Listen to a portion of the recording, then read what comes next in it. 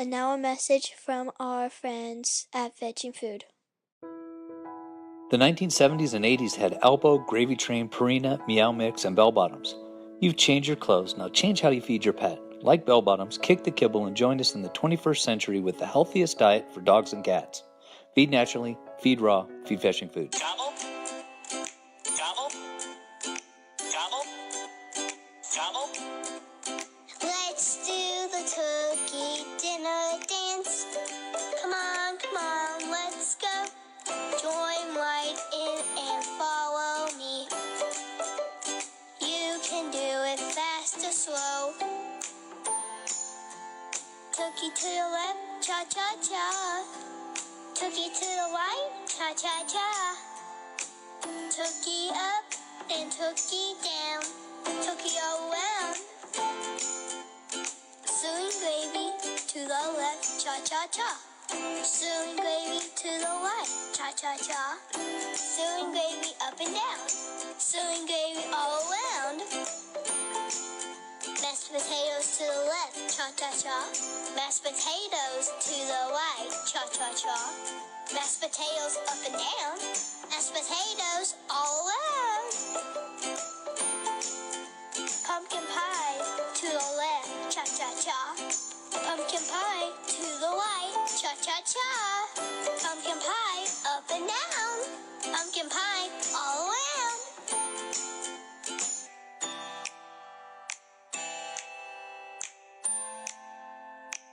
Happy Thanksgiving, everyone. Gobble, gobble, gobble, gobble, gobble, gobble.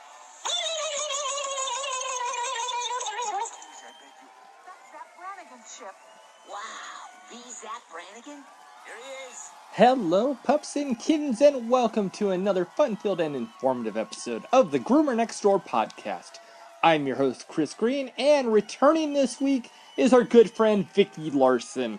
VICKI is an amazing lady who is one of the godmothers in raw feeding. You've heard her before, and you're about to hear her again, and we are all very fortunate for this. Before we get into that, let's go into our fact of the week. The world's richest cat is worth $13 million after his human passed away and left him, or left her, fortune to him, left her as in the owner and previous pet parent, and him being the cat. Boy, that was a little confusing even for me. Well, by that sound, VICKI is about to enter the podcast studio, so welcome back, VICKI LARSEN, to the podcast. Oh, hello. Hold on a sec. Dad, we have a guest on the podcast. All right, returning to the podcast after, well, it felt like yesterday, but it was a few months ago. But we are rejoined by VICKI LARSEN, who is well known by Troy Allison and Jay and Adrian. And, well, let's just be realistic. You're a celebrity in your own, and you are the elite when it comes to raw feeding. So thank you for coming back on. And I love the topic that you threw at me last week. I was like, oh my God, you're right. We need to talk about this. Thank you for being on. Thank you. I'm pleased to be here. It's been a while, and quite truthfully, I forgot about that other podcast. Okay, I will go backwards and say this. A lot of times I never really, I try to keep this as transparent as possible so everybody kind of understands, what we do. But you were like, I loved your comment to me. You said, oh, I thought it was left on the cutting room floor. I'm like, I've never left anything on the floor. It's just one of those things.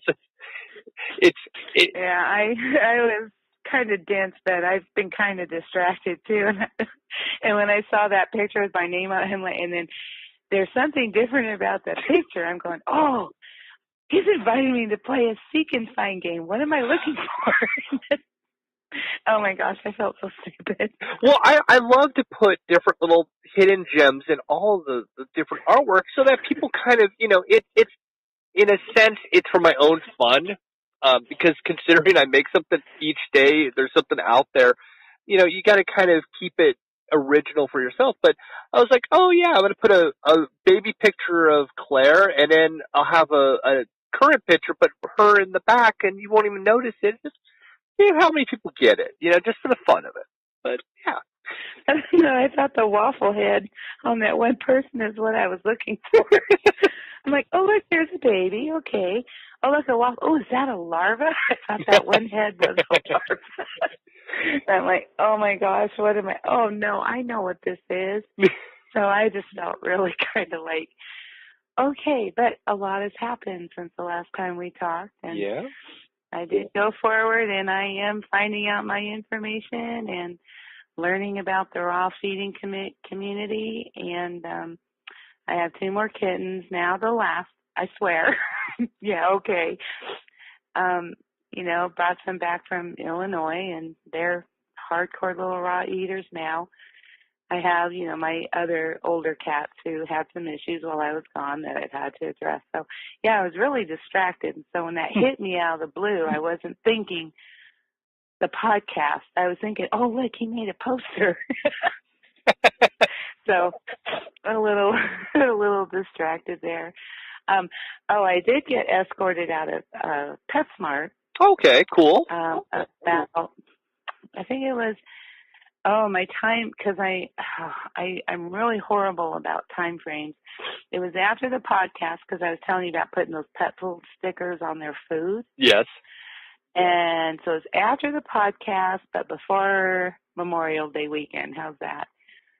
I was in there, and this lady, why is it always women? But this lady, she was asking one of their employees about a specific kind of dry food for their dog, and I happened to overhear this. And so when the employee walked off, I went up to her and I said, this really isn't the best kind of food that you could feed your dog. And so she's telling me, well, why? And so I flipped the bag over and I started walking her through ingredients. And again, these pet food companies are changing the names of foods because now they've done this to it. Suddenly, instead of like soybean, it's now like some kind of gum or sorghum. So then you think you're looking at something different when it's still soy at its base. It's still soy. So I went through this bag with her, and she was talking about, her dog. He's kind of older, and I said, well, have you ever thought about, maybe a raw food diet? And at that time, I'm still not comfortable with giving people my recipes because I don't want to be held liable in case they seriously mess it up and something happens to their animal because they don't follow directions very well. That's terrible. I shouldn't have said that, but it's true. No, it's true because how many people take a box cake and they still add the wrong ingredients to a box cake that it's all laid out there perfect for them and they still can mess it up. So I get that. Yeah. And I have recipes off the top of my head. I could sit here right now and probably give you 4 or 5 different ones. But writing it down, taking it home, looking at it, seriously, starting to feed raw can be really overwhelming in the beginning. Just thinking about it is like we talked about before. It's a huge risk. It's a huge step. Mm-hmm. And so what I did is I referred her to Troy. I said, here's somebody if you're really interested and you're afraid to do it on your own, but you just maybe want to try it, see how it works out, you can contact this guy right here, and he'll be more than happy to help you. I referred her over to Dr. Becker's page and her books. I said there's all kinds of easy recipes that you can start with. So as I'm telling her and I'm giving her these we're walking up towards the register, and she still has the bag of dog food in her cart. And so we're sitting there, we're talking, and she's paying for some other things. And when it came to the bag of dog food, she told the lady she didn't want it. And the lady's like, okay. She says, did you decide? This was the same lady who had helped her pick it out. And she says, did you decide on something else? She goes, yeah. She says, this lady tells me that dog food is really crap and I shouldn't be feeding it to my dog. Oh, my gosh. And the cashier lady looked at me and said, she goes, you really shouldn't be in our store. Wow. And I'm like, what did I do? She says, I'll have you know, and she's like, I'll have you know, that tone. She says, this is probably one of the better dry fop dog foods that are out on the market.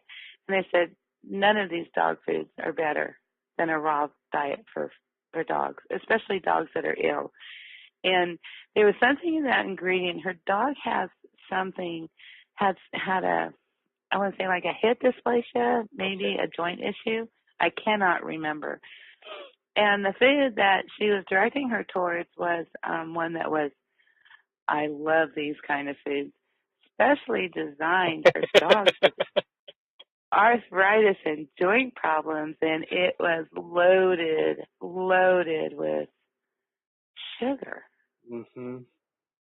And sugar is, no, that's not good for dogs. No. So anyway, I was escorted out by the manager because I took offense at her. I had done nothing wrong. I said, I'm sorry. It's like if I was going to go buy a blouse and you came out and said, hey, you know what, when I bought that blouse and I washed it, it kind of shrunk 2 sizes and it was a real bitch to iron. Maybe you might want to rethink that. Okay, so I'm changing my mind based on what you're saying. You're not exactly telling me I shouldn't buy it. What you're telling me is why it's not a good idea. That it may not be what I'm looking for. But she didn't see that analogy because it was it was probably one of their most expensive dry dog foods. You know what? They are drug dealers. They are, in a sense, they are drug dealers. And it's like, we got to push this product, push it. It's like, yeah. But you know what? Surprisingly, I've never been kicked out of any of the stores, and I've done the same thing many a times. Well, I think what got me escorted out was when I asked her what kind of kickback she was getting from this company that she would be so adamant that this lady only buy this one.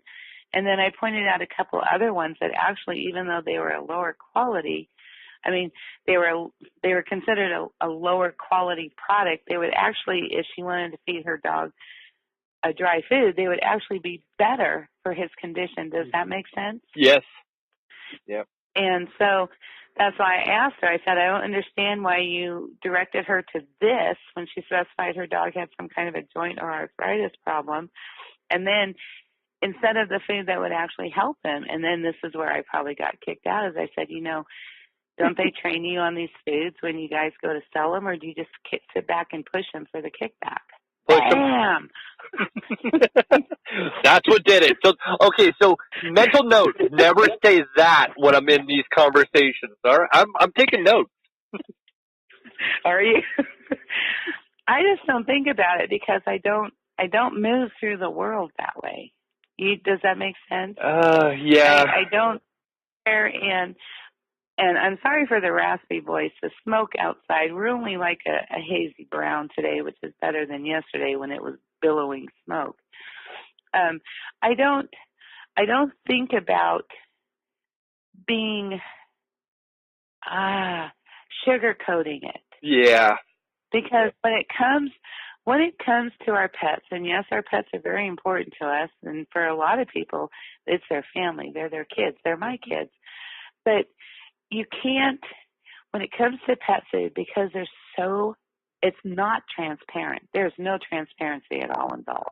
It is as covered up and hidden and rewritten and reworded in a new label and a different name. All of this designed to just lure unsuspecting people in. Mm-hmm. Oh, look, now it says it's guar gum. Well, how is that, any different than sorghum or any of the other gums? Any xantha, really, in the food? But I can't mislead. Does that make sense? Yeah. And if I don't know, I'll admit I don't know, but I'll stand there and I'll look it up too. Mm-hmm. Because I'm finding out new things all the time. My brain wanders around. I don't even like to go into stores where there's a pet aisle, because if I get in it, I seriously just start like hyperventilating over all these foods that are supposedly natural and supposedly this, and I'm looking at their ingredients and I just get really angry at how can this pet food industry lie like this, misrepresent? There's no transparency, none. And I think that it's wrong. And so I started, it was a natural progression from that to, I thought, here's a thought. I wonder how my raw diets that I, took a long time to kind of develop, and I still tweak them every now and then. I wonder how they hold up to like these ones that are already prepared, pre-prepared. Mm-hmm. And so sadly for cats, which is what I specialize in, there's not a lot of options for a raw pre-made cat diet. There's a few companies out there, but in my opinion, I think that I would be very leery of buying food from a company that sells raw food that has had recalls. Mm-hmm. And I'm not sure how they're finding the recall. I don't know if it's a big conspiracy. I don't know if it's, the pet food companies are gunning for raw food makers because they're creating a kind of an issue for the traditional pet food company with all the new science, all the new ideas, all the new thoughts, all the new diets. It's kind of crushing a narrative that we've been led to believe. And so I can't totally dismiss it as a total conspiracy because anytime you're dealing with raw food, the risk of contamination is very high. Mm-hmm. If you're mixing two different kinds, like beef and turkey, now you can run some serious risks with cross-contamination. And so I can't dismiss those recalls as, oh, that's just a conspiracy theory because it's a possibility. I accidentally did it myself. I told you about that in the last one. But where I'm finding is, why are people so willing to be so sycophant? They're a sycophant. I looked into raw dog food because I have a dog too. I'll tell you something. I am discovering that the raw feeding community, and not all of them, but there is a certain trend of almost, they shame people for trying to learn about it, for trying to understand raw feeding. If they don't feed XYZ brands and buy them from XYZ over here, then they don't love their dog. Mm-hmm. It's this, I don't know, I don't want to say it's a hate, but it certainly is not an agreeable way to open a discussion for somebody, say like myself, like say if I wanted to start feeding raw and I happened to lynch into one of these groups, I think just the hatred and the judgmental comments alone would make me go, okay, puppy, I'm just going to keep feeding you this dog food. Right. So you don't like benefit, whatever that benefit, what is that? Benefit? Food? I don't know. Some little round little can, Beneful. That's it. Oh. The recent recalls for all the Beneful, that's why I was thinking about it.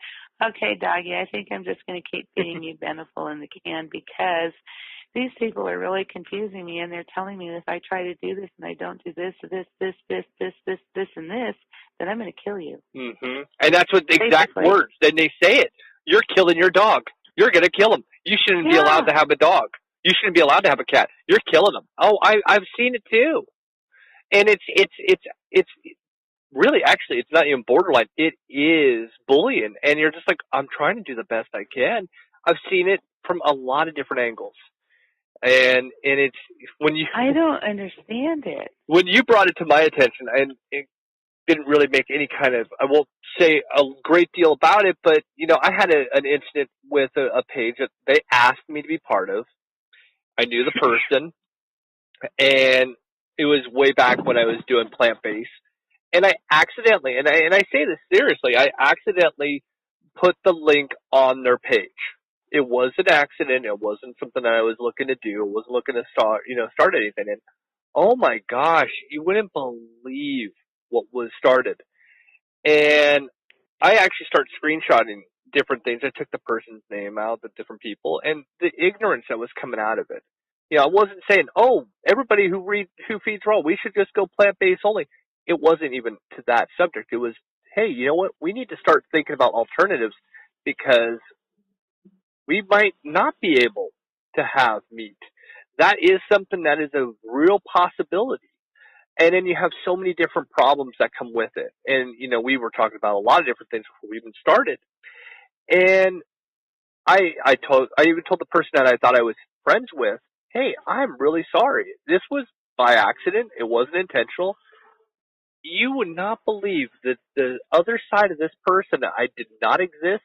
I was like, this person exists? I didn't see this in this person at all. And ripped me apart and just tried to just break me down. And I was like, really? I mean, I'm not going to, if I meant to do it, I would be like, yeah, okay, I tried to do it, I put it there. It was legitimately an accident. And that entire page just lost their ish on it. They couldn't believe that I was even willing to talk about plant-based. And I'm like, you don't realize that plant-based needs to be in dogs' meals anyway? We need to be putting some kind of plant-based in there? And even at that point, they were saying, no, no, no, until Rodney Habib came out and said, you know, plant-based is actually a good thing to have in there.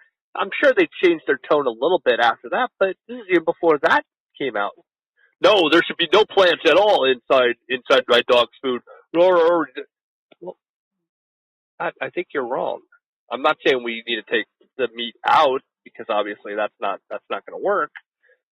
But what No, about? it's just I've always done that with our dog. I've always added in because I didn't care for this. And I'm just gonna put this out there is that, you know, even within the last, say, 10 years ago, there weren't decent supplements for animals. There Right. just weren't. And if there were, you know, hey, here, give your dog this like daily vitamin thing, and then you look at it and it's in a pill form. So now you've got, I don't know, 30 to 50 different vitamins all crammed, or supplements or minerals, like a one a day type thing for a dog. Mm-hmm. Okay, so where did they extract it? And so my thing was to feed her natural. So you know what? It is such a natural extension.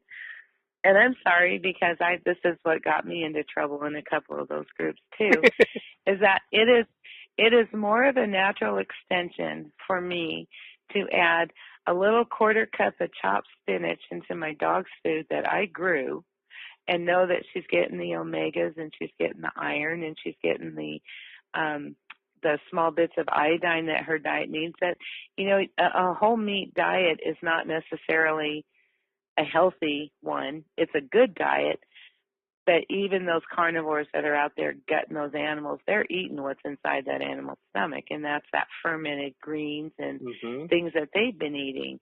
They get that from someplace. And so with my dog, and with my cats, it's a natural extension. This is not going to harm them. It's adding some fiber. It's giving them what they need.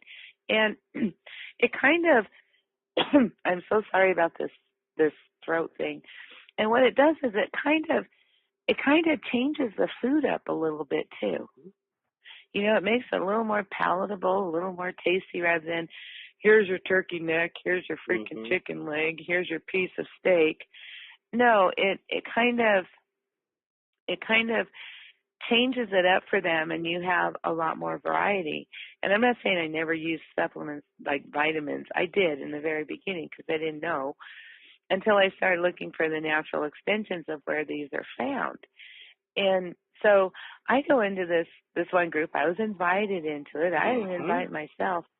And so there's this girl in there, and her question to the group was, I'm really thinking about feeding my dog a raw diet. Is it okay if he has, I think it was beets, like a beet, not a sugar beet, a beet. And so all I said was, you know, in a moderate quantity, that would be fine. Holy Mother of God.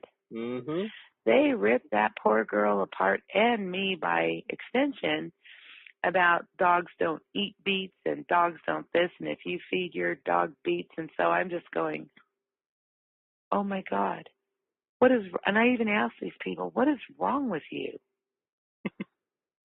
And it's almost like this, I don't want to say that it's the cult of the dog feed, raw feeders, but I swear it's almost like there's a cult following.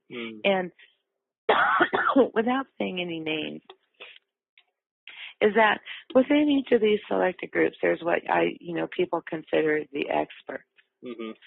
And so if the expert is up there saying that your dog should be not have veggies or this or that, then if that's their chosen leader, they almost become a worshiper of it. And I hate to use the word worship, but it's like nothing else can deviate. Nothing else can replace it.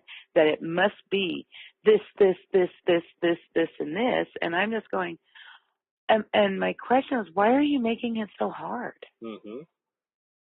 Why? This is it's simple when you finally understand what you're doing. It's not simple to start out and do it. Let me rephrase that. But once you kind of have a general basic knowledge, it's pretty simple. And they're making it so complicated. Well, I need to give my dog these little treats that I buy, and then we do fermented over here and this. And I'm just going, why? Why? Why is it so difficult? Why have they made it so hard? It's funny because the first thing that you said that really caught me was chicken. Oh, there are some groups, if you say you feed chicken, it's literally, and I kid you not, it's the bastard child of all meat. How dare you even think about doing that? And that even shocks me. Supplements. I mean, there are certain things that you really could give a dog that it's a supplement. I do hemp and CBD, and I believe in it. It works for my Akita. She thrives on it. But no. That you shouldn't do that. Or it has to be a high grade. Everything has to be the perfect meat. And here's the problem with that is it's not economical for a lot of people. So you have somebody who is brand new in raw feeding, and they're hearing, okay, well, you're going to have to feed tripe, and you're going to have to feed this, or you can go to this company that's XYZ, and it's top of the chain, and like you had said, recalls, and pay this extravagant amount of money. Of course, what am I going to choose? $100 a week at best, if I'm lucky, to feed my one dog raw feeding, or $15 for a bag of dog food. I mean, they're not making it. It's almost as if you wonder, and here's a conspiracy out there, you almost wonder if it's Big Pet Food having bots that are out there that are blindly saying these things to discourage people from actually wanting to feed raw. And it's just a theory that I've come across in my own mind. I thought about that when I read a couple comments from like two different pages that were very, very similar. And I wondered about that. Is this a plant? Is this somebody just trying to... But then when you push them, they have knowledge. They have the knowledge. But the knowledge, the knowledge is obtainable. That's the thing. You can get the knowledge.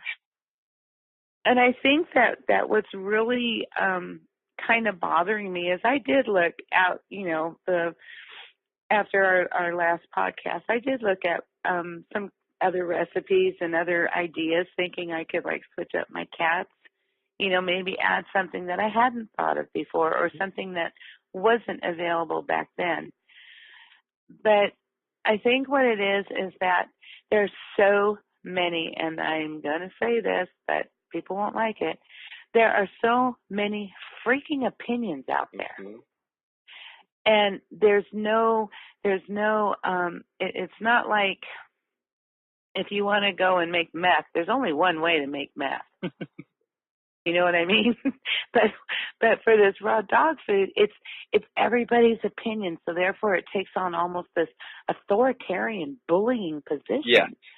And this one girl was sitting there and she made this comment to this poor lady. Well, I messaged her later, and she is feeding her dog raw, but not because of what they said. I think I guided her into a more economical first-time approach. Mm-hmm. You know what I'm saying? Mm-hmm. I said, you need to ignore all those people, and this is what you need to know about your dog's food. Bip, bip, bip, bip, bip, bip, bip. And yes, that's my opinion too. But my opinion has been tested and tried for 20 years. And do you know what I'm saying? I want to say that I have a little bit of experience with this too. It's not just me getting on a bandwagon a year ago and suddenly I am the holy fount of all raw feeding knowledge. And that's the one. That's the kicker. That's the kicker. It's like I've asked people in the past, so how long have you been raw feeding? Oh, I've been doing this a year. And I kid you not, the mouthy ones that think they know it all, it always is that 1 to 3 year range. And you just kind of go, okay, what makes you an expert? Well, I've been doing it. But are you, what do you feed your dog? Well, I don't have a dog. I give advice. I've had that happen a few times, and I'm like, you don't have a stake in this, but you have all the answers. So what you're saying is you're a weekend warrior at best. I mean, really, seriously. And that's you're the one. Troll. Yeah, well, that too. It's like you're only good enough to give the advice, but that's it. You have nothing at stake. You have no principal knowledge at all or experience. Yeah. And I'm like, oh my gosh. And it does drive me nuts. This is the one place and the one subject of raw feeding that is the biggest problem. And that is social media, which of course we all know. Yes. Everybody's a doctor. Everybody has DVM at the end, and you're like, oh, great. But yeah. And it's really a problem. And I think that this is one of the problems that I don't think has been explored when it comes to looking at alternatives is, and I've noticed some groups have changed a little bit of their rules saying no bullying, none of this stuff, but it's still happening. And it just shocks me. It is. And, I just can't believe. And then let's not even get into the competition, the one-up. And I'm just going to make these names up off the top because I don't want to sit there and, really denigrate anybody for their decisions or how they want to feed their dog or who they want to buy it from. That's something that they've decided, and it's not really my place at all to sit there and tell them whether it's right or wrong. Right. But for example, I watched this little exchange, and I have stayed in a couple groups, and I watch exchanges, and I just kind of sit there and go, oh my God, why are you so hateful? I mean, seriously, I talk to these people. Why so judgmental? What? But now, here's the other thing too, is that, okay, for example, oh my gosh, I bought these green chew sticks, and my dog freaking loves them, and they have a blah, blah, blah, A, B, C, D, 19 different things in them, and they're so great for his teeth. And they weren't that expensive. They were only $49 for 4.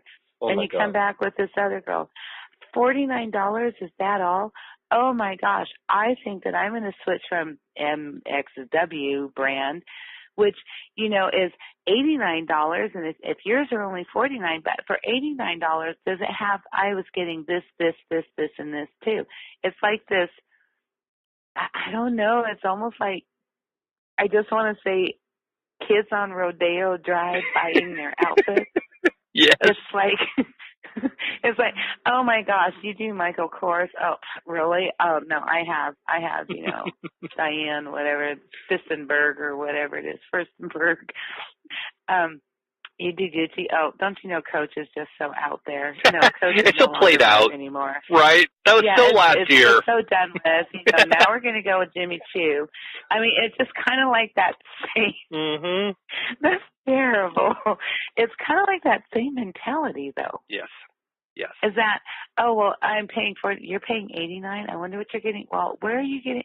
All of a sudden, $49 who is thrilled to death to be finding these green chews, thinking she's spending a lot of money, gets hit with, $89 with something better, who's considering the $49 because it's cheaper, but now she wants to buy the $89 ones because this person does. Yep. And you're just like, really? I'm going to elevate that even one other step. And here's something that I even noticed. Same thing, but I used to take a photo of our dogs and cats' food. And then I started to realize, oh my gosh, it became this trendsetter, kind of like people would take pictures of their own food and publish it on social media.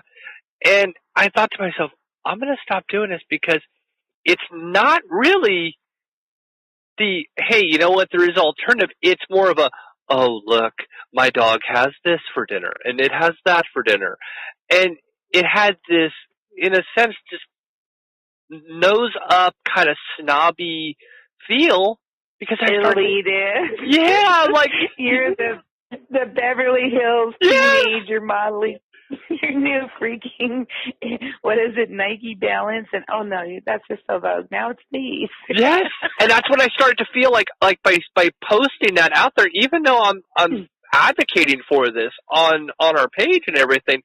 I thought, you know what, maybe this is the wrong message to send. Because again, raw feeding is a scale, what you can afford, and that should be it. It shouldn't be, there's only one way of doing it, and if you're not doing it, you're killing your dog or cat. There is a scale that has to be met. I mean, not everybody can afford $150, $200 a week to feed raw. You've got to figure out the economical side. I agree. And to sit there and shame people who are trying to learn something new, and to sit there and attack them for asking a question when they're not really saying they're doing it, they're just asking why this instead of this. Mm-hmm. If people who are and this I think is where I was really getting turned off by all this raw feeding type community. I still have one page that I follow, and it's one that I feel more comfortable with. I'm not being shamed per se, and nobody else is at this point. But the thing is that there's no dialogue open. Mm-mm. And when you're in these groups, and most of them are closed, most of them are private, very few are public. And so when you're in these groups and you get invited, you think, ooh, I'm going to join. And then you go in there, and it's almost like if they can't whip you into line and whip you into shape, and it's usually the administrators and, the people who have been in a group a longer period of time, and there's no dialogue. There's no, God, I almost want to apply to the same thing going in our political climate today, is that you can't express an opinion that they don't agree with. Right. And that's exactly what we are. You ask can't even ask a question. That's exactly it. And you can't even ask a question. I've been, I'm still part of a few, and they're the ones that they're accepting, and they allow me to have my voice or even publish things about the podcast, and I always appreciate that, because again, open dialect. If we're not talking about it, then we're ignoring it. So I completely get that. And yes, it is a lot of times it's fueled by the admin, and then all of a sudden you're going, this just seems wrong in so many ways. And yet it's happening, and it's happening in large amounts. Because if you look at how many raw feeding group pages there are, it's crazy. Oh God. I've spent like the last month, because it started with an invitation. And then, of course, from that invitation came another, you know how that goes. Mm-hmm. And so most of it has been, and that's why I switched gears on you, and I said, hey, you know what is all of this about? Why are people being this way? First of all, if you're going to feed your animal raw, yes, it is about economics. And it's also about choice. And there is that reality that if you are choosing to start feeding your animal human-grade food, you are going to pay more for that food. But there is a way to do it that still your dog is benefiting. They may not be getting a whole raw diet because that's out of your budget. But, if you could give them one or two raw diets a week and feed their other food in the meantime, the dog would get a lot of benefits. And this is what I'm not seeing. It's either like you go hardcore raw or go home. Yeah. I mean, seriously, that's kind of like and then, I've even had, and Jay brought this up to me, and I really thought she was kidding when she was talking about some of these people that feed their animals roadkill. Yeah. I ran into that. And so she's like, yeah, we found these dead rabbits and we just gave them to them. I'm like, well, how long have the rabbits? First I asked them, did you run them over yourself to give your animal food? That's what I asked. That's a good question. No, I could have said that. No, why would I'm like, well, how long were they laying there? That's interesting. How do you know that you just didn't?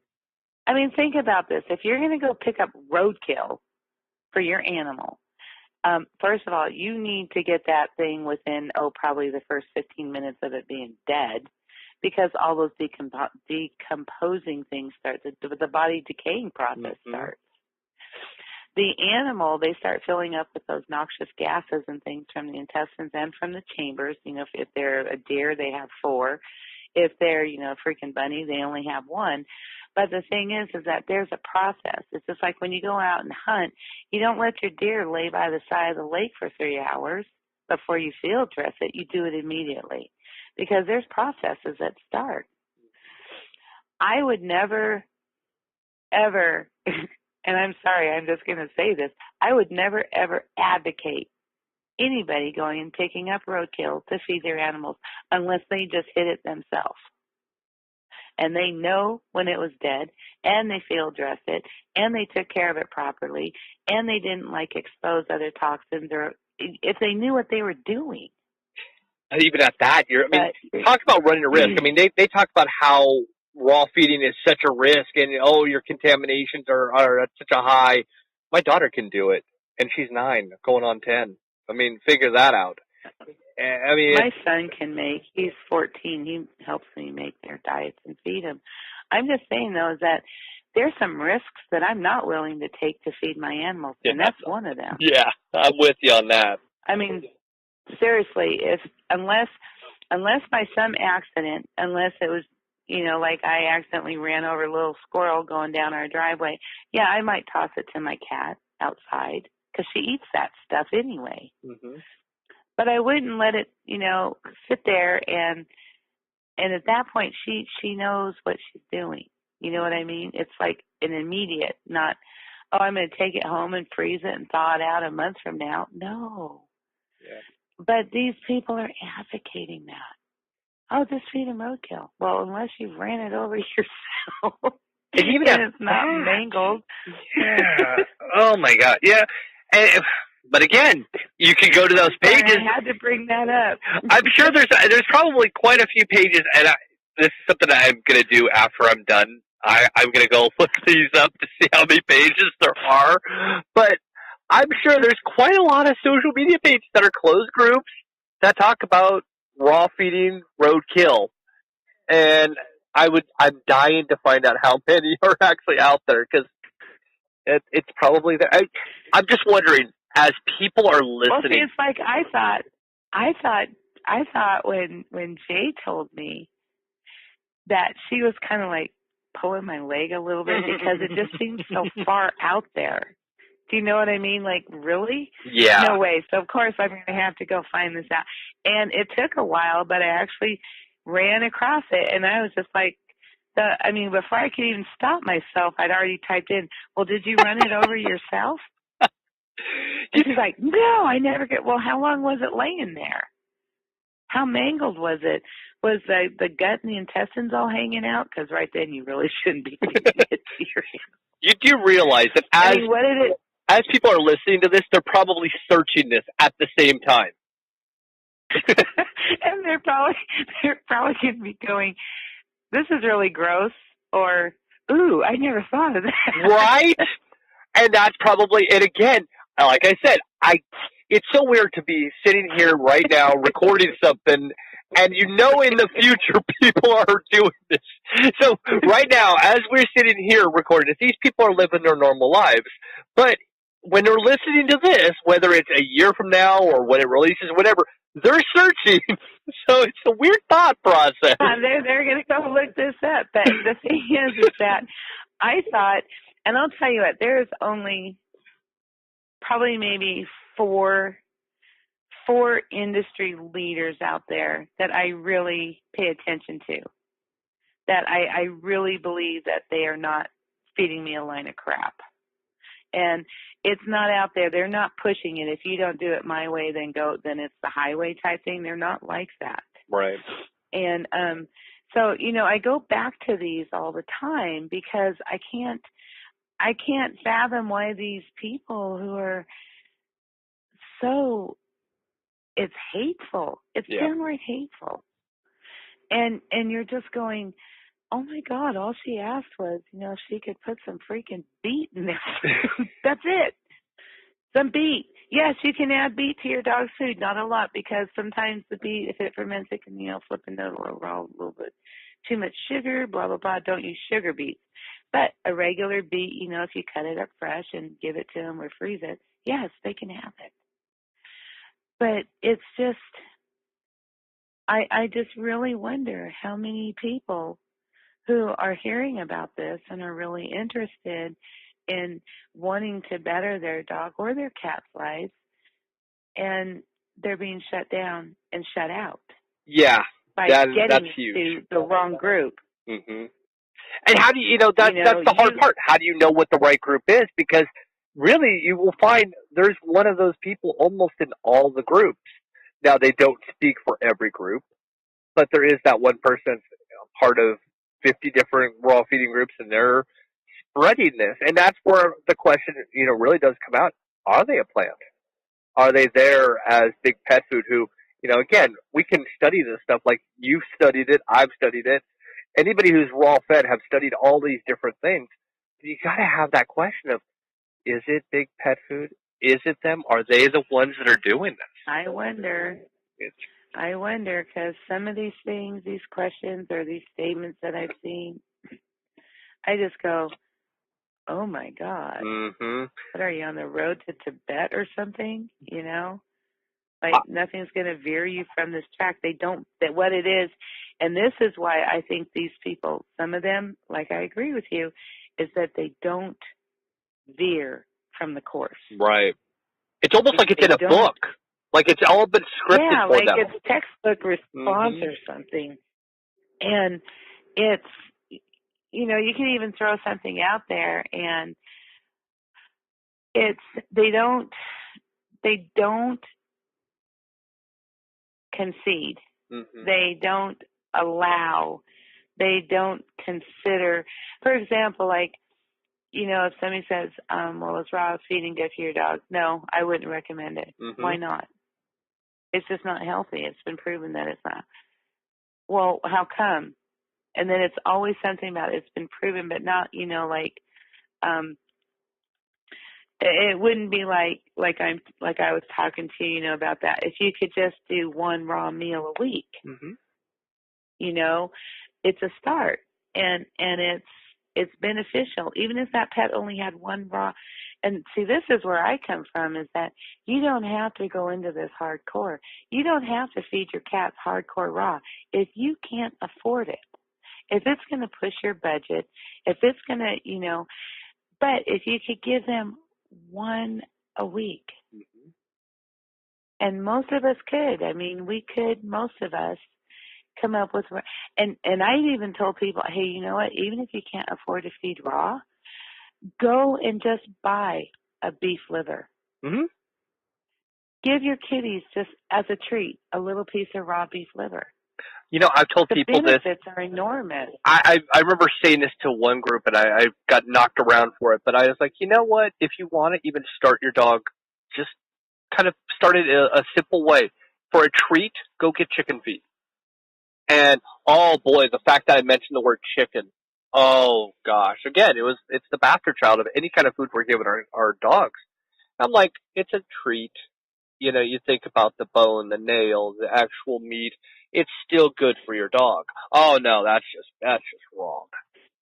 Well, because they don't want to entertain the idea that they may have not have thought of it. And since they didn't think of it and didn't mention it, therefore, no, it can't happen because I never thought of it myself, and you need to do what I say.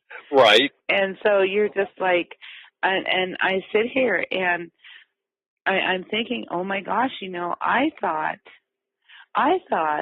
that, for being accused from like actual veterinary doctors. I mean, these people who know this stuff, and saying I'm going to kill my cats and being shamed for it. I mean, that was different. That was because I was trying something new and they didn't want to accept it.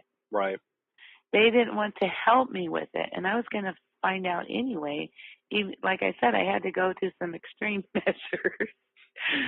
But that's a little different than trying to go into a raw group and say, hey, I've been thinking about feeding my cat a raw diet. Do you guys have any suggestions where to start? See, I never had anybody with the suggestions. That's just it. And so I sit here and I think, oh my gosh, and then from the rescue point of view, it's like, that colony of feral cats you feed outside, as a treat, give them like a dried liver. Dry it. You can freeze dry it. They would love it. Anything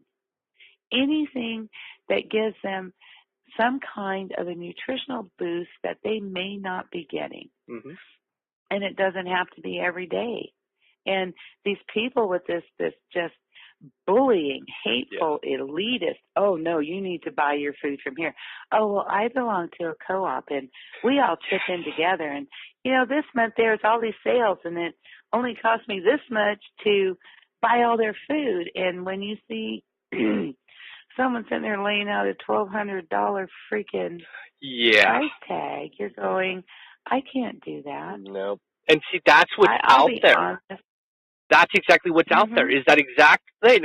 Is they show, oh, I got a whole freezer full of things from the co-op, and I only spent, and then they have the receipt there, and you're like, I could never swing that. And then, of course, anybody who's new in raw feeding or even on the fence of thinking about it are saying, oh, if that's how much it's going to cost, it's just impossible. I'm just going to have to bite the bullet and go with big pet food. Or they go look it up and you see, this freaking container of food is $18 for a pound or for a pound and a half, and you're just going, holy God. Yep. I have, let's just say, for example, I have 2 cats, and a cat normally eats anywhere from, well, if they're on a raw diet, they usually eat between 6 to 8 ounces a day. They can seriously pig down on dry food because they're not getting the nutrients they need, so they overeat. Right. So you're sitting there going, okay, well, let's just look at this for an example. I put one of my cats on one of those pricier pre-made raw foods because she was going through hyperthyroidism, and I didn't know. I knew I needed to tweak my food, but I didn't know how. I didn't know how to adjust it for her needs. So I bought this food for her. And so I'm sitting there, it was, I could buy it locally, but it was $18 for 24 ounces. That's only 3 meals. So if they're eating 2 meals a day, you're needing to buy how many of these for the week for one cat? Right. And then you think to yourself, well, okay, and let's just look at it from or even if they're only eating 6 ounces, it's still only 4 meals. It still only goes 2 days. And then you think to yourself, okay, a normal, family, they budget out their food bill and how much they want to spend at the market. And, you have these groups and I'm only, and let's make this really clear. We're only pulling out the people that are really cost shaming and saying that you have to only go with spending $45 a meal per dog, per cat. Those people are the ones that we're really calling out here.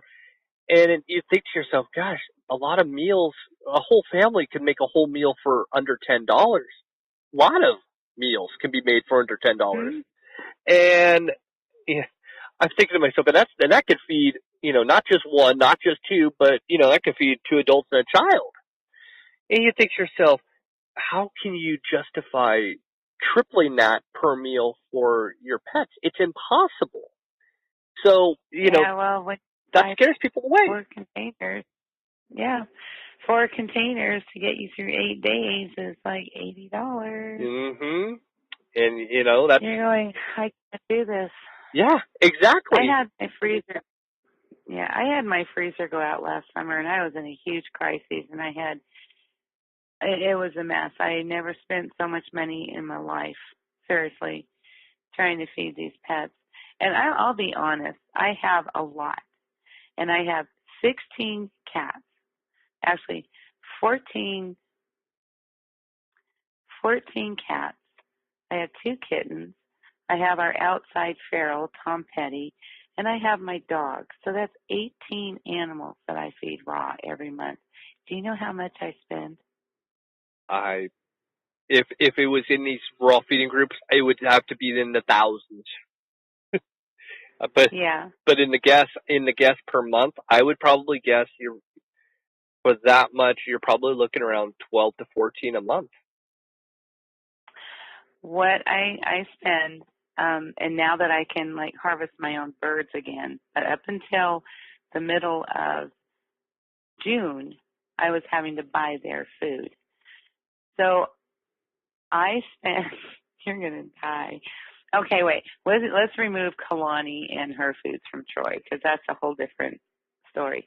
So I feed 16 cats and a dog, so 17 animals I feed for just under $900 a month. Still, though, when you think about it, to a lot of people, that's very a lot. Pricey. And that's the thing. It is, and go to the big companies that they pride themselves on being the best of it, and we have the best, and yet it really isn't the best.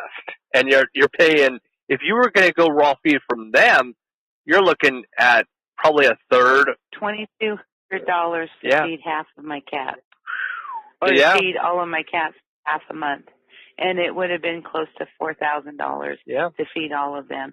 But I make my own. I buy things when they're on sale. I research. I go to a local butcher. And it's only been relieved this month because now I have ducks, geese, quail, those guinea hens, guinea fowl. I have guinea fowl and I have chickens available to me now. Because they're mine and they're just living somewhere else. They're mine, and I co-raise them with a partner. He gets all the eggs, and I get the chickens and the other birds. And so now, though, my food bill this last month has actually dropped to below $500. Nice. Because I don't have to buy that stuff. And it can be done, and I'll admit, there are a couple of days these guys are eating some canned food, but even a quality canned food can be more expensive than raw feeding. Yes. Yep. And you don't know where it comes from. You really don't know everything that's in it because you didn't have your hands on it. Right. And I've been doing this for so long that I buy things. For example, I have in my freezer, I seriously have 10 turkeys that I bought on sale at Christmas time for like $6. Mm-hmm. I buy ahead. I have stuff. And I've done it for so long that it's almost just like when you go to feed your family, you're going to go to Costco. Mm-hmm. You have your idea what you need for the month. Mm-hmm. And so when I run across these sales, and I have a local butcher who'll call me up and he'll say, "Hey, Vicki, we have this guy coming in, and we're going to be, but he wants to sell half of this cow. Are you interested?" Yeah, because that cow will feed my dog for 4 months. Mm-hmm. Half a cow, along with other things, and I feed some of it to my cats. And so it's just, you have to know how to be economical. You really do. You just can't go breeze in there and say, "Oh my God, I can't feed my dog raw. That freaking ribeye steak is $16.99 a pound." And I can't do ground beef. I won't even pay that for myself. We can't do ground beef. We can't do chicken. We can't do this. We can't do that.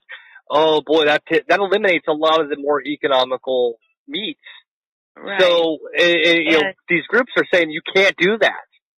So how do we? And so they're placing limitations on feeding your animal a raw diet. And you know what? With a raw diet, there shouldn't be any limitations.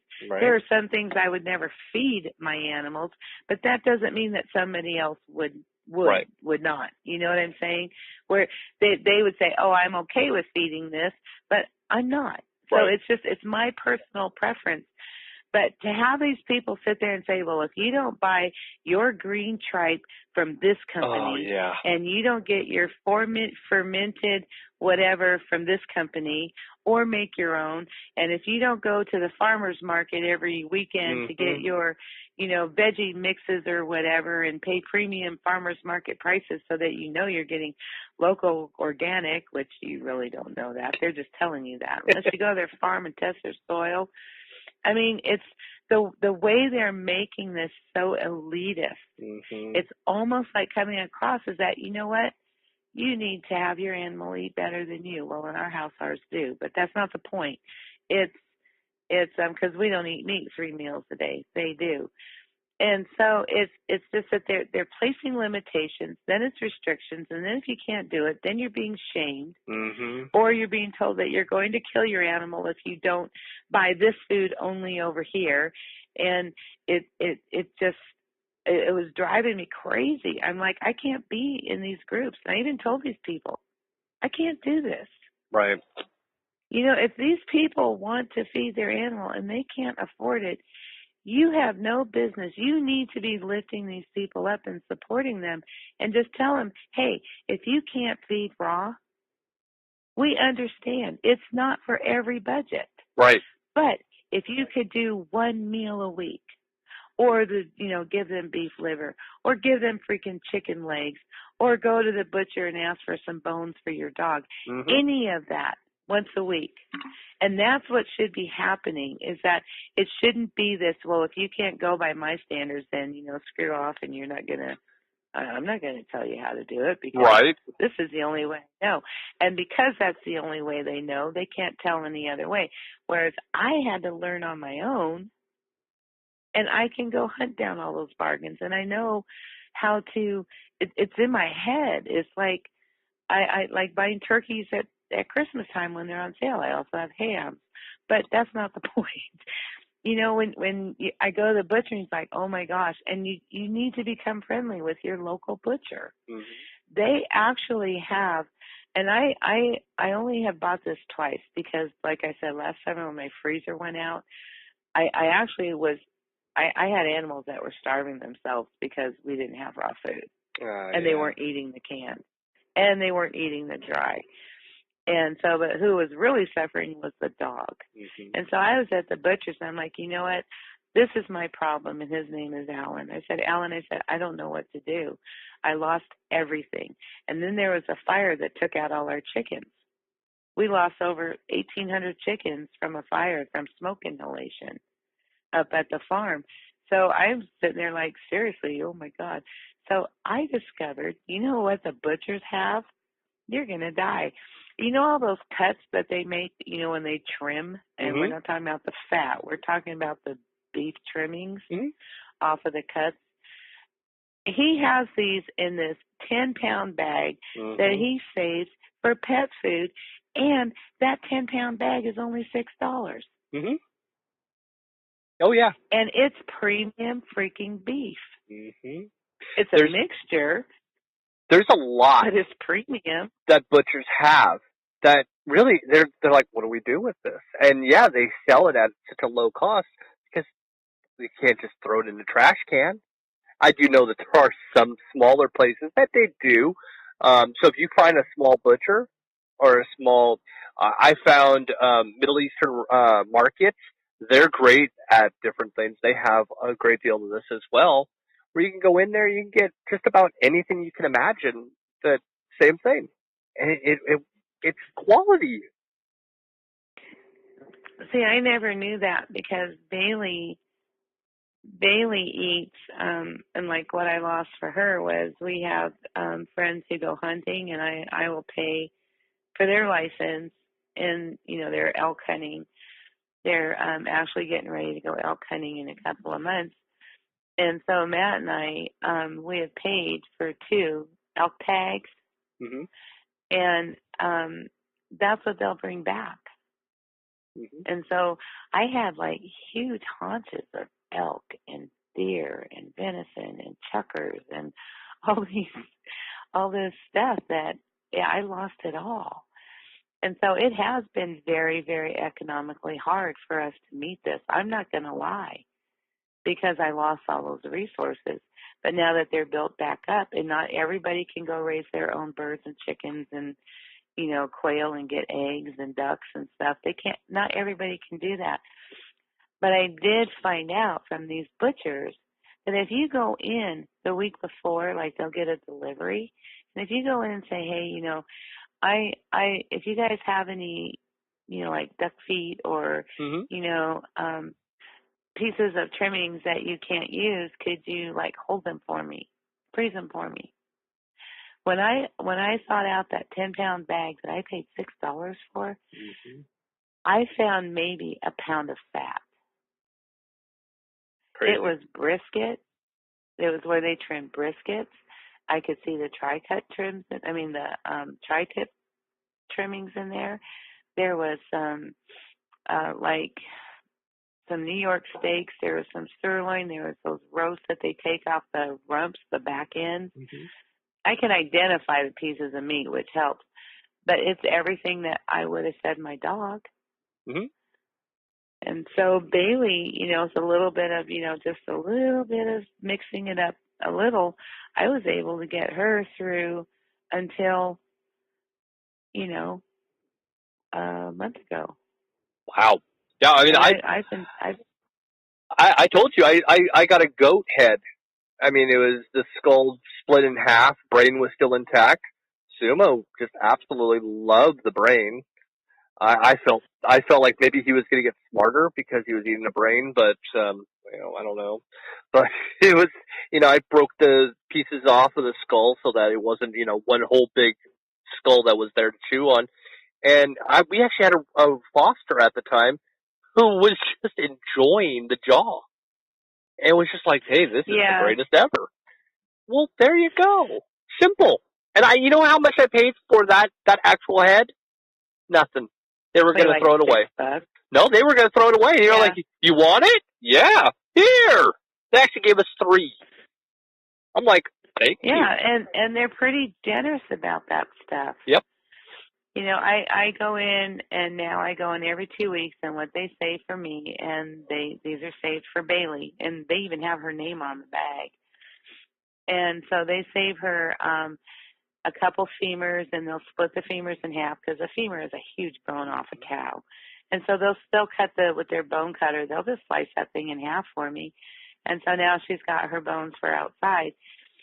And so they save stuff. And if you can, there are a lot of ways to make it very economical. It's still going to be costly because it's not the same as spending $40 a month for a bag of dog food. It's not the same. You may wind up spending maybe $80 if you go raw and you have one dog. And depending on the size of the dog, yes, obviously a Great Dane is going to eat more than a Chihuahua. Yeah. It's just go and talk with your butchers and ask them. And actually, they call it chum. And when they say chum, I'm automatically thinking of that guy on the Jaws movie where he's throwing that crap out the back of the boat. I was just thinking of when you said it. when he told me that they called it chum, I'm like, you mean it's like bloodied fish stuff? That's what I thought it was. Yeah. Like fish pieces. You make it seem like it's Shark Week all of a sudden, like it's November, but you're talking like it's Shark Week. But as that bag was thawing, and I go to put my hand in it, first time I'm going dun dun dun dun. Dun, dun, dun, dun, dun. But there are so many ways to cut costs. I mean, seriously, this is like most people don't want to hear this, but in the spring, or actually in January and February, when goats are kidding and the sheep are lambing, I don't know about, like where you live, but I know that goats and sheep are raised all over the country. For example, if I had not bought my 3 little boys at 2 days old, their fate would have been to have their freaking heads bashed in and killed. That was the fate for them. There is not room for male dairy goats. They don't give milk. They're not a asset. Mm-hmm. So what happens is that they'll sell these goats, the babies. They usually just take them out back, and if they're boys and they don't look like they could be a possible, breeder, a possible billy for later, they kill them. And you can go to some of these places and you can say, hey, when this season starts, and they do the same with lambs, most leg of lambs are males. They're not the females. Females are used for breeding. I have never exploited that because to me I find it just a little, because I have goats, it makes it a little bit harder for me to go, oh, hey, when you guys get extra males and you're going to do away with them.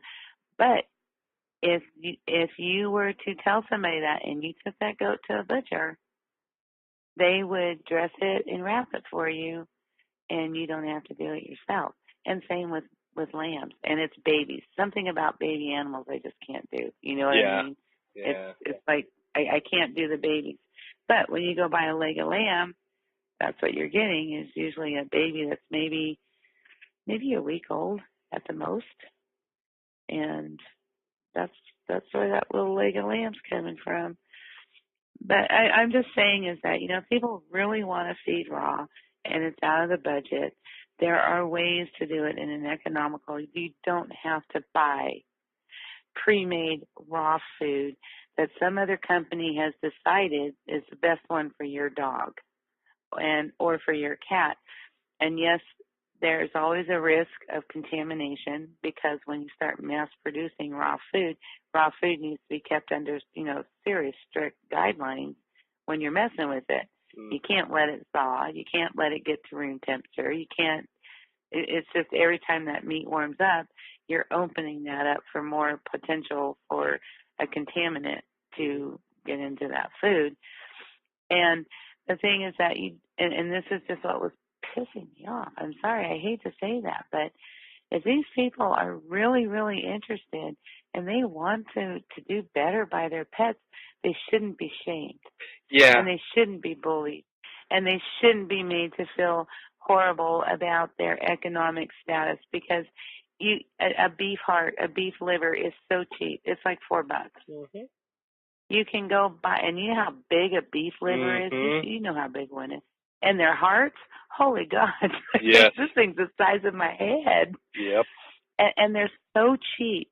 And, any butcher will grind that heart up for you because it is a muscle. It is tough. They'll grind it for you for nothing, or maybe even like $1 grind fee.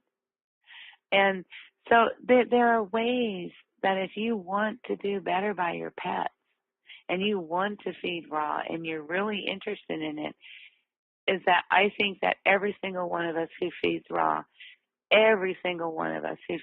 regardless of where they're buying it, should be supported.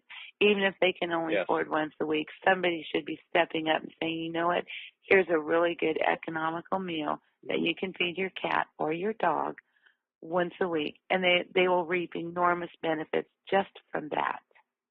If all you can afford is a beef liver and give your kitty or dog, a piece as a treat every day, every other day, you're helping your animal right there because every single one of us has the capability to feed raw. Mm-hmm.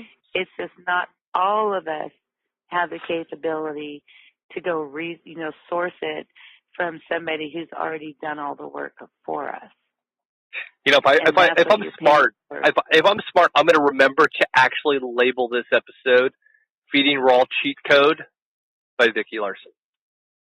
If I can remember that. Code?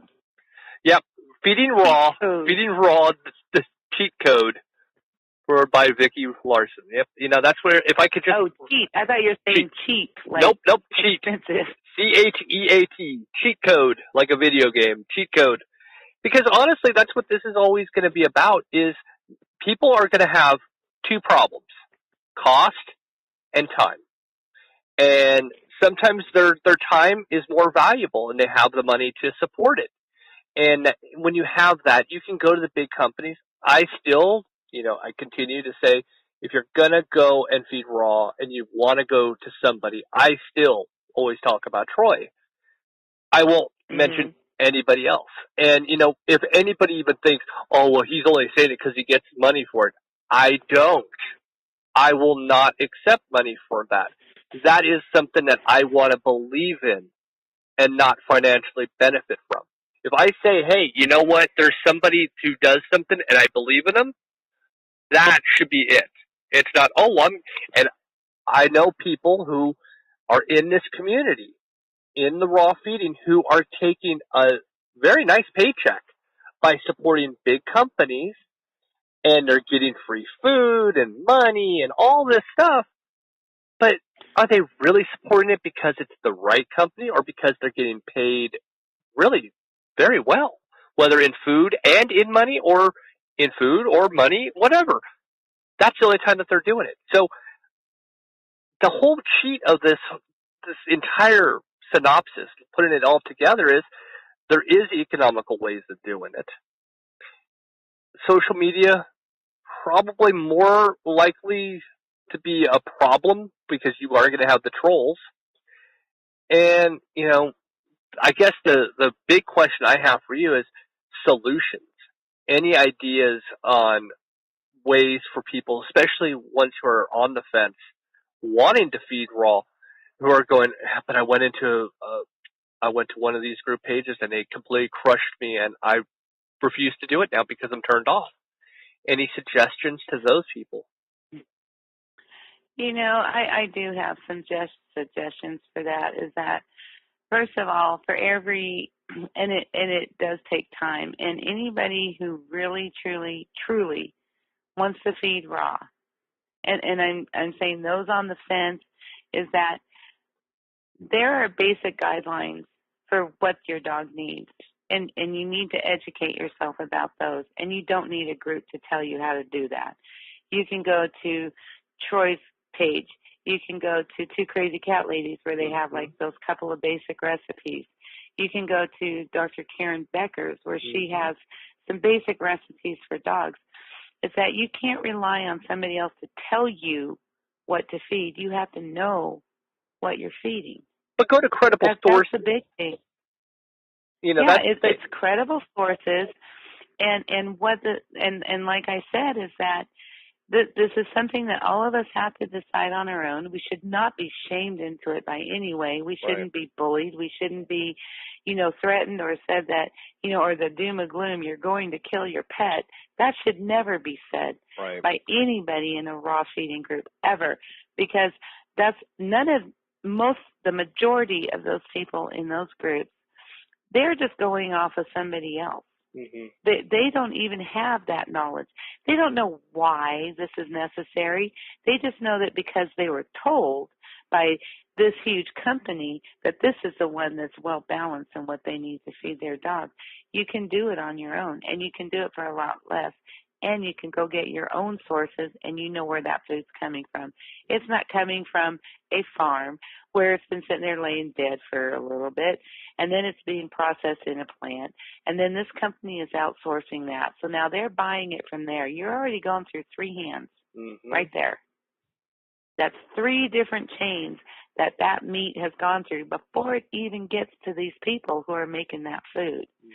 And so you're paying for that. You're paying for that inconvenience. It's like Troy. Troy's food is a little bit more expensive, but I continue to buy it for this cat. And it's not because I don't think I can do better.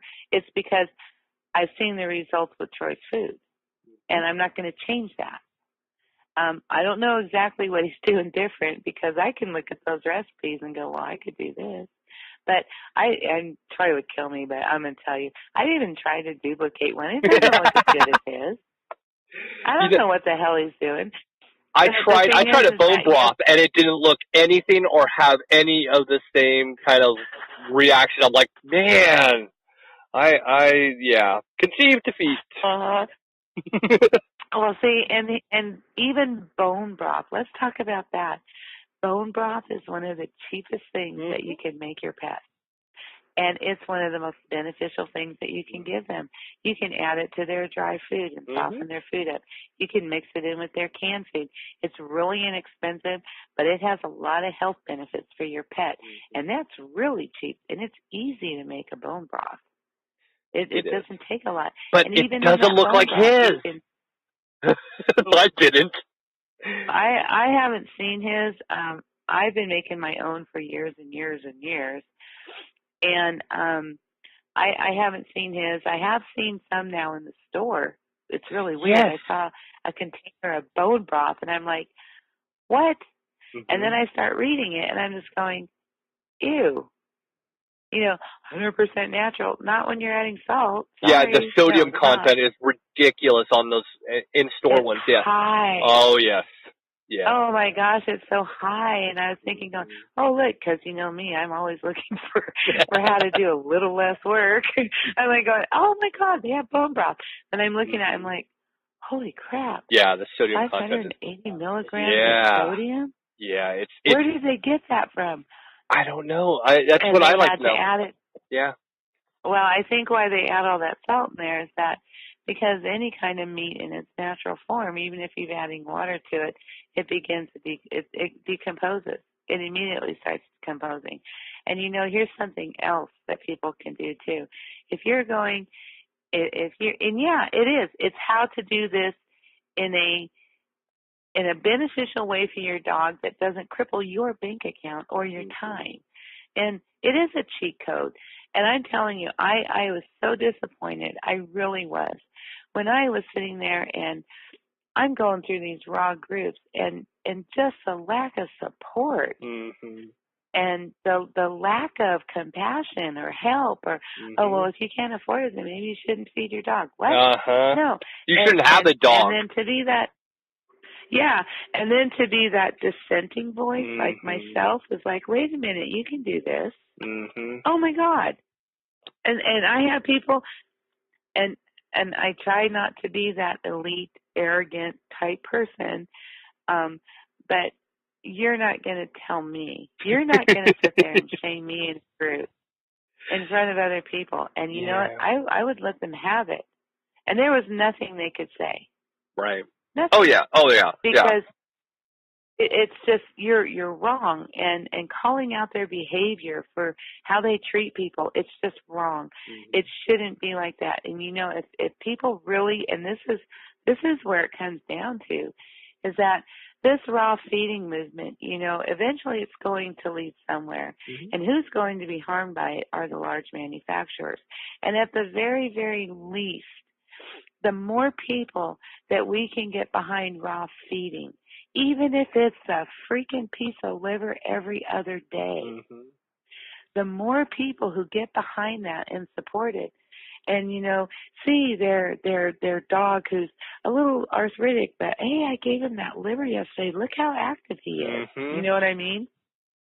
When they see these benefits, and this has always been my goal, is that this shaming isn't helping anybody. This sitting there and picking these elitist companies or these expensive companies who's pre-making it for you, that's not going to help us either. What's going to help is that everybody who feeds raw, whether it's just like I said, that piece of liver, or you're buying out there $1,200 from some guy to feed your 2 dogs for a month at $600 a piece, we should all be on the same page. We really should. And it doesn't matter how little or how much you spend or how much you raw feed or how much time you have and whether you can take those pretty pictures for the internet to share with your friends. That doesn't matter. And I know you did it, but I see a lot of them. I totally get that. I get it.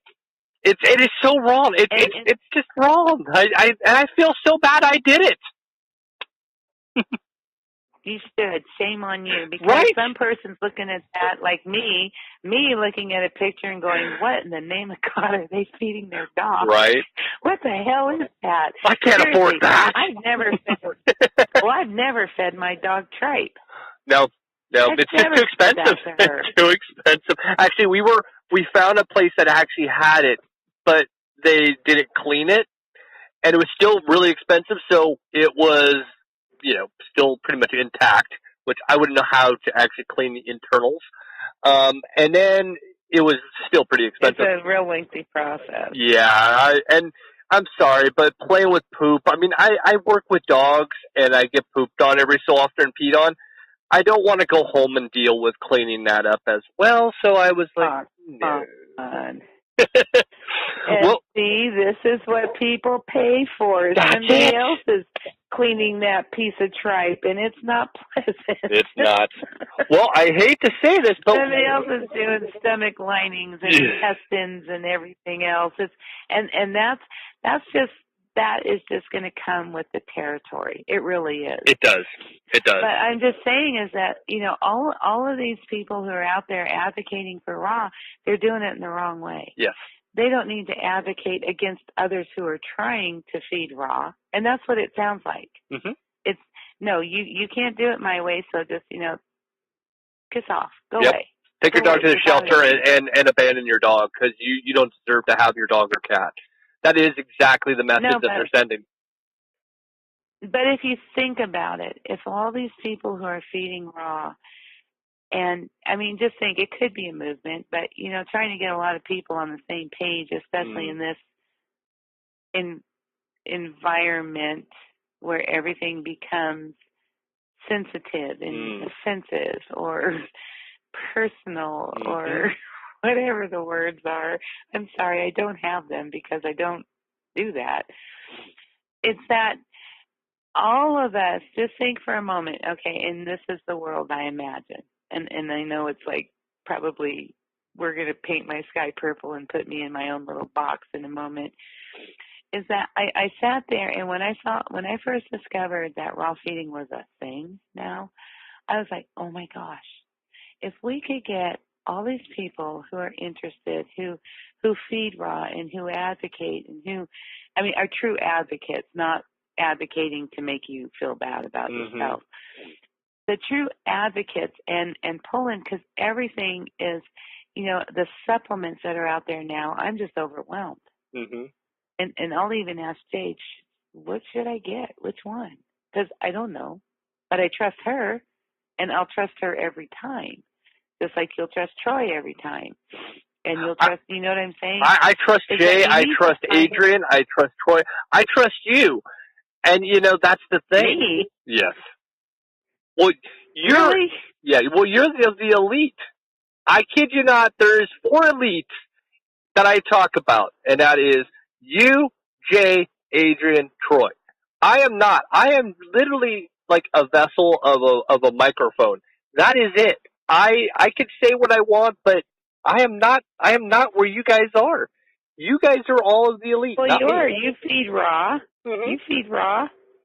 You've done your journey. You have your experience. You have some of the same issues, and I'm not really sure what makes somebody elite.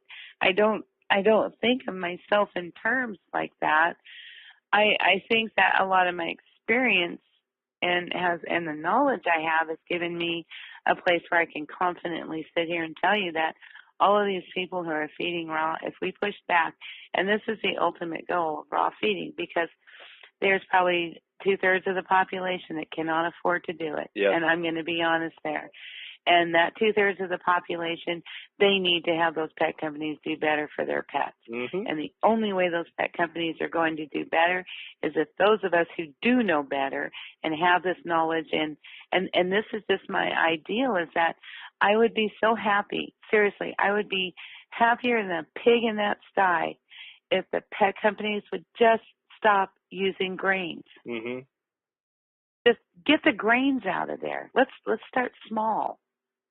Not, oh, hey, here's Purina with no grains, and here's Purina with a lot of grains, but hey, your Purina with no grains is going to cost you a lot more. There are other things that they can use as fillers. Get the corn meals, get the chicken meals, get the meals out of there. Get that crap that they're picking up off of the freaking butcher floor, freezing, freaking washing it out, letting it dry, and then pounding it to a pulp after they bleached it.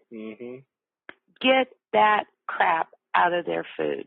And that's what raw feeders can do. But as long as they're divided like this, we don't have a voice. We're not going to make an impact. We're not going to make a freaking difference because it can't be all about supporting a specific raw food maker. No, this has to be a united effort. And this is where I've always wanted to see that there isn't going to be another person like myself who 20 years ago was totally freaking lost, trying something new and shamed. I know how it feels to be shamed and bullied and actually ostracized and, all kinds of labels applied to me, is that I really wish, that when I would have had these foods without corn. Right. Without meals. Really, get that shit out of our food, out of their food. It should be. We would not tolerate it in our own. No, we wouldn't. Well, I hate to do this to us, but guess what? We're out of time. We're done. Unfortunately, we are. I hate to push us to the end, but man, it only allows so much, and we've hit that red line. So I'm like, oh no. But again, we'll pick up this conversation and much more down the way, and that's something for sure. You know that. Any last parting words before we're actually pulled off of the podcast channel and not allowed to do any more? I think that the only thing I can say to people who are interested in it, if you go into a group, before you even say anything, read the comments. Yes. See how they treat people. And if you're not going to get the support you need from that group, then leave. Yes. Because it's like I said, it's much easier. You can start on your own. It's all baby steps. Start with feeding it liver, and then start educating yourself by going to reputable resources and follow simple basic recipes. Right. They're there. They are out there. It's just the groups are not the way to go. I agree. And I'm sorry, I know that there are good groups out there. I'm in one right now. We have people that feed everything from hardcore raw to fancy feast. But that's what they can afford, and you have to accept that. You can't have a love of animals and then shame somebody. It doesn't work that way. It doesn't. Well, everybody, that's this week's episode. Thank you, Vicki, for being on. I really appreciate it. And again, I've had a blast. And it's funny, the last thing I'll say before this whole thing shuts off is, we were talking even an hour before we started recording.